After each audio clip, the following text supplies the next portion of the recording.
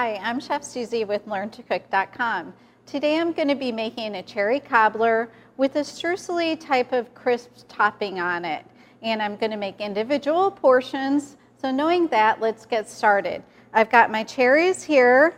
I'm using a dark cherry that I bought frozen in my freezer section of my grocer. And I'm also using a tart red cherry. The combination of both of the cherries, the sweet cherry and the tart cherry, are sure to be a crowd pleaser. For my tart cherry, I'm using Oregon tart cherries in the can, which you can find on the shelf in your grocery store. And I'm going to thicken my cherry mixture with my cornstarch and my sugar, which I've mixed together so it doesn't form any lumps.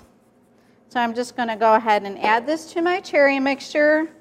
And when it bakes, it's going to thicken up and just kind of coat the cherries. It's not going to get really thick, but it won't be so loose.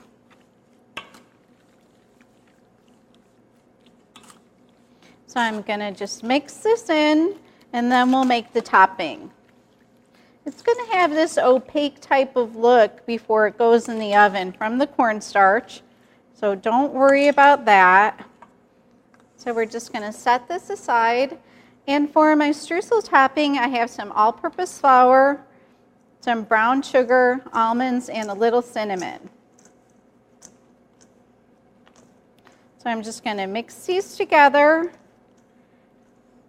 And I like to kind of get in here and mix these things by hand so I can make sure that all my brown sugar is broken up.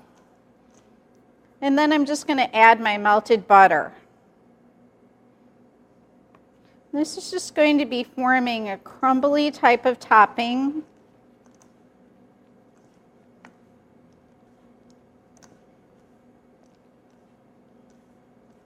That I'm just going to sprinkle on top after I put my cherries in the ramekins.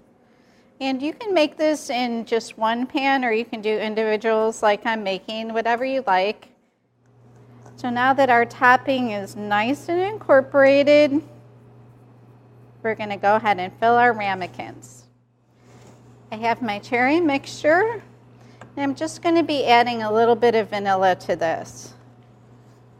Vanilla is kind of like your universal flavor. It's kind of like the garlic of cooking. You'll have it in almost everything that you make.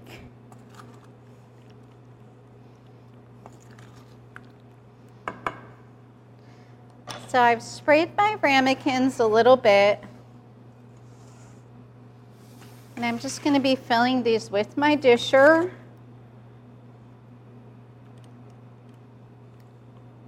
And I'm filling them just a little bit more than halfway.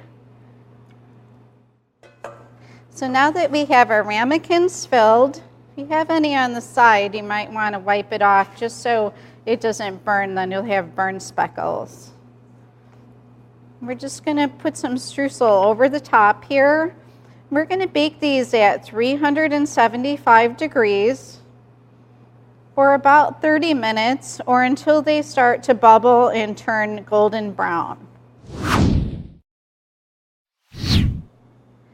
Now that the cherry cobbler has been baked to a nice golden brown color, and the cherry mixture in the bottom was gently bubbling around the sides, you can see some evidence of that. It's still a little bit warm, so let's go ahead and plate one up.